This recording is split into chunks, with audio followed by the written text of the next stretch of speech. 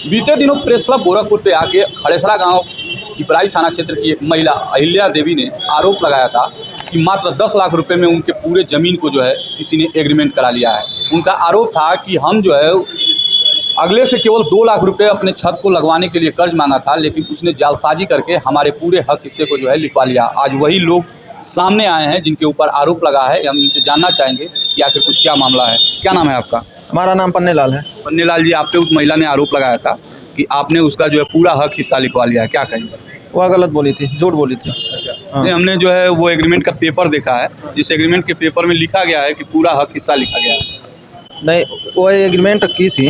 हाँ, वो एग्रीमेंट की थी, हम लोगों से बात हो चुका था कि एग्रीमेंट कर दी थी, लेकिन आपस में पर्सनल बात हो चुका था कि पर डिसमिल 1 लाख रुपया से हिसाब से हाँ हम ज़मीन बेच रहे हैं। और उस समय उसको ज़रूरत था 2 लाख का, तो 50,000 रुपया नगद और 1.5 लाख रुपया उनके खाते में दे दिए। मैंने जैसे सबसे बड़ा प्रश्न ये है कि महिला कह रही थी कि हम ज़मीन को बंधक रख के रुपये लिए थे। सर, वह टोटल झूठ है। जाके वहाँ पता करिए कि हमने न ज़मीन लिया है। इस समय बंधक अगर कोई लेता है तो ज़मीन को बोता है, जोतता है। हाँ हाँ, हमने एग्रीमेंट वो की है। आप जाके वहाँ जाके पता कर लीजिए, ज़मीन वही बोती हैं, वही जोतती हैं। और एग्रीमेंट करने के बाद वो बोली थी कि जब भी आपके पास पैसा होगा आप पैसा दीजिएगा और ज़मीन रजिस्ट्री करा लीजिएगा। उसके बाद हमने कहना जो है कि हम कर्ज लिए थे, ज़मीन बंधक रखी, ये गलत है, वह झूठ है। उसके बाद 6 महीने के बाद जब हमारे पास पैसा हुआ सर, तो हमने उनको फ़ोन किया कि आप ज़मीन रजिस्ट्री कर दीजिए, आप पैसा ले लीजिए। हाँ, तो मना की, बार बार हिला हवाली कर रही थी। तो हमारा काम, हम गुजरात कमाते हैं, हम वहाँ से आए, हम थोड़ी मोड़ी ज़मीन थी, हमने उनको बेचा। हाँ, अब बेच के आए, सोचे रजिस्ट्री करा लेंगे। तो यहाँ आए तो उसके घर भी गए, तो वह बोली कि हम तुमको थिएटर में फंसा देंगे, ऐसे कर देंगे, वैसे कर देंगे। हम चले आए, फिर फ़ोन किए, तो फ़ोन जब किए तो उसमें वह उल्टा सीधा बोली। उसके बाद वह तुरंत थाने पे आए, थाने पर दरख्वास्त दी। और दरख्वास्त देने के बाद 6 महीने, मैंने ज़मीन एग्रीमेंट कराने के 6 महीने के बाद उसके बाद हम थाने पे आए, वो भी आई। वहाँ साफ भाषा में बोली कि हम ज़मीन नहीं देंगे, ना पैसा देंगे तुमको, अगर ज़बरदस्ती करोगे तो तुमको फंसा के जेल भेज देंगे। कितने डिसमिल ज़मीन की बात हुई थी? 1 एकड़, 1 एकड़ लमसम है उसका ज़मीन, पूरे ज़मीन की बात हुई थी। हाँ, उसके बाद 1 एकड़ ज़मीन को जो है कितने रुपए में बात हुआ? 1 लाख रुपया डिसमिल पे। कुल कितना रुपया हुआ? अब जितना उसका ज़मीन होगा उतना रुपया हम देंगे कागज़ के हिसाब से। हाँ, कागज़ जो एग्रीमेंट जो बना हुआ पेपर है, हाँ, वो तो जो है मात्र 10 लाख रुपए दिखा रहा है। नहीं, वो तो दिखाया गया था ना, आपस में हम लोगों से बात हो चुका था। मतलब कि जो है पर्दे के पीछे कुछ और बात है। हाँ, पर्दे के पीछे और कुछ बात है। तो जब हम ये सोचे कि पैसा भी नहीं मिलेगा, ज़मीन भी नहीं मिलेगा, हमको फंसा देंगी, तो 1 साल से ज़्यादा हो गया, 1 साल के आसपास हो गया, हमने कोर्ट में मुकदमा डायल किया और वो मुकदमा चल रहा है। अच्छा, कुल कितना पैसा अब तक ले चुकी है? पैसा लमसम 4.5 लाख रुपया ले चुकी है आपसे? हाँ। वो सब पैसा कैसे दिए हैं भाई? और कुछ कैश ली है, कुछ इधर उधर। कितना कैश ली?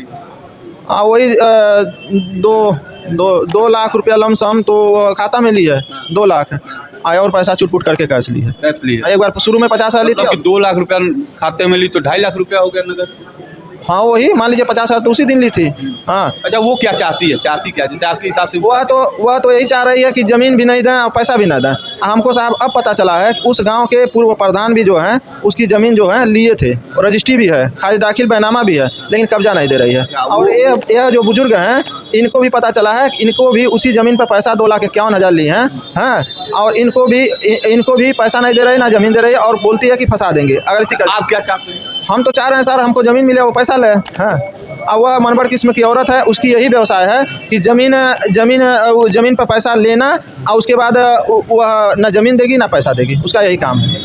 और भाई, जब मान लीजिए कि जो पैसा आपने दिया है, अगर वो पैसा आपको रिटर्न कर देती है तो एग्रीमेंट का क्या होगा? सर, हम एग्रीमेंट तोड़ने के लिए नहीं पैसा दिए थे, हम ज़मीन लेने के पर्पज़ से पैसा दिए थे। उसी की वजह से हमारी ज़मीन बिक चुकी है। हाँ, वह बोले 1 हफ्ता 10 दिन जो भी है समय दे, पैसा खाता में ले, हमको ज़मीन रजिस्ट्री करें। ये मामला। हाँ, आपका क्या नाम है? हरिहर शर्मा। आप कितना पैसा दिए? हम साहब उसको 2,51,000 दिए हैं। किस खाते में दिए हैं? साहब एक कैश दिए हैं हम। कैश का तो कोई रिकॉर्ड नहीं रहता। मान लीजिए हम ही कह दें कि आपको हम 5 लाख रुपया दिए नगद, तो फिर इसका तो नहीं, तो साहब हम जितना दिए हैं उतना ही कहेंगे, और वो भी कही है, थाने पर भी उन्होंने जा कर के बयान दिया है। हाँ, पैसा देने के लिए? पैसा देने के लिए कही है। कोई लिखा पढ़ी हुआ? जैसे दरखास्त दे दिए हैं हम वहाँ। तो कुल मामला ये है कि जो जमीन का जो मामला था, अहिल्या देवी ने कहा था कि जो है हमारे ज़मीन को जो है वो एग्रीमेंट करा लिए मात्र 10 लाख रुपए में, लेकिन ये जो है एक अलग से स्टैम्प बना हुआ है जिसमें उस ज़मीन का जो है रेट तय हुआ है, लगभग जो है 1 लाख रुपया डिसमिल ना।